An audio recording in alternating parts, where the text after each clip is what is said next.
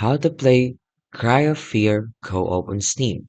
So in order to play, you'll need to use a virtual LAN program like Radmin VPN or Hamachi to create a network and connect with your friends. So first is download and install Radmin VPN.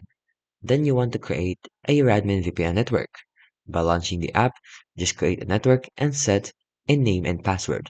Then you can invite your friends. So after you install, just join your created network using the name and password and then invite your friends. You can also host a server. So if you launch Cryosphere, navigate to the co-op mode, choose to host a server, and ensure the LAN option is unchecked. Then connect it with your friends. So have your friends open the game console, type connect your admin VPN IP address, then replace it with the admin VPN IP address with the IP address displayed next to your name in the admin VPN interface. And that's how you can play Cry of Fear co-op on Steam.